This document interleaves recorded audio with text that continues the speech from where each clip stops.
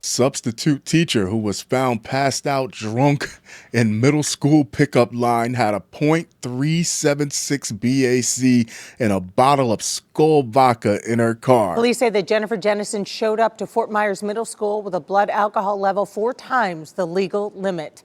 That amount of alcohol often leads to alcohol poisoning, according to the Cleveland Clinic. Lighten up, why don't you? It's middle school. These kids are basically grown. If this was Little House on the Prairie, these kids would be teaching people how to read, they'd be roping buffalo, smoking jerky, and tanning hides. And besides, she's only a substitute.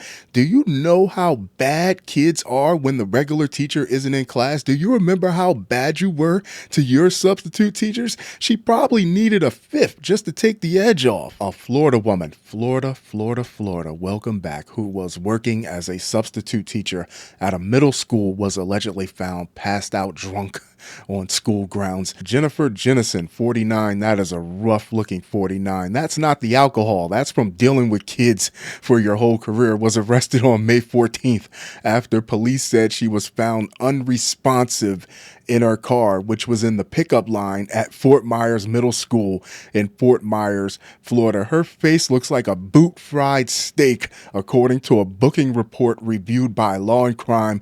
A school resource officer was told by a bystander at 2:34 p.m. on May 14th that there was a woman fast asleep behind the wheel of a car that was parked but running while in the pickup line. Police found Jennifer Jenison in her running car in the school pickup line May 14th, passed out. Earlier in the day, she left for what staff thought was a medical episode. The school resource officer here said she seemed drunk. That officer took Jenison's keys. The district says Jenison came back on campus that afternoon to pick up her car, even though she wasn't allowed at the school. Police say she was the only person in the car with her hand still on the gear shift. They say she was passed out on the driver's side window using a spare set of keys. Police say when she finally woke up and got out of the car, she could barely stand, couldn't finish sobriety tests, and had a bottle of vodka in the passenger seat. If you've really been following the news with these teachers, you're relieved she only had liquor in her car and not another student. They mentioned an incident at 10 a.m. Well, she wasn't drunk at 10 a.m. She's been drunk since at least 5 a.m. Why not let her finish the day? You take her to the locker room like it's a concussion protocol. Can you teach? How many fingers am I holding up? 20? Close enough. Give her the smelling salts and walk her back to class. The school resource officer approached the silver Subaru Impreza and soon recognized it as a car that was allegedly involved in an incident earlier that day. According to the booking report, the school resource officer was told that Jenison was having a possible medical episode around 10 a.m. She was drunk as a skunk. That was the medical episode.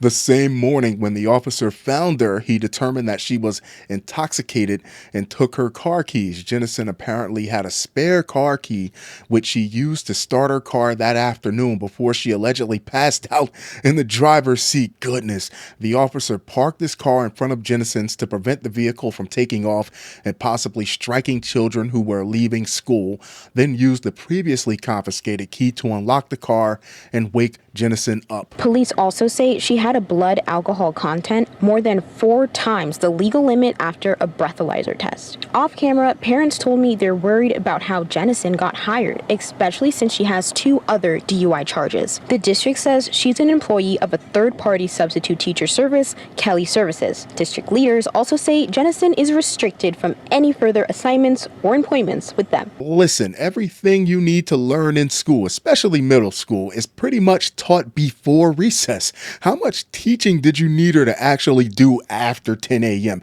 You prop her up like Weekend at Bernie's, make sure the class stays quiet, and let her coast until the last bell. After a few attempts, the officer was apparently able to rouse Jenison, who allegedly showed several signs of intoxication, including slurred speech. So what I had, one, maybe two drinks. Now I'm an alcoholic. Inability to balance herself and stumbling. I'm joking just for the sake of entertainment, but I'm happy that someone caught her before she actually drove and hurt someone or hurt herself. According to the booking report, Jenison also spontaneously uttered to officers that she was probably still impaired. Yep, you think? Police said Jenison agreed to participate in a field sobriety test. She knows her alphabets, timetables, and all that backwards and forwards, probably even while blackout drunk. What are you really going to test her with? After which police determined that she was impaired. A breath test was administered, and Jenison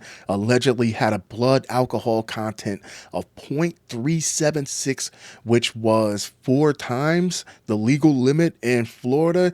It's amazing she was even conscious. An open bottle of Skol vodka was allegedly found in Jenison's car. Jenison was read her rights and arrested. Law and Crime reached out to officials at the Fort Myers Middle School to confirm Jensen's current employment status, but did not receive a response. Now, they said Kelly Services. If that's the same Kelly Services up here, then that's like a temp agency or something. Jenison was charged with DUI and booked into the Lee County Jail. She posted $2,500 bond and was released on May 16th. She is scheduled to appear in court on June 1st. Hopefully she isn't drunk when she shows up before the judge. Of course, I love to hear your thoughts on this. I love to hear your opinions on this. Do you think she should still be able to teach as long as she gets the proper help?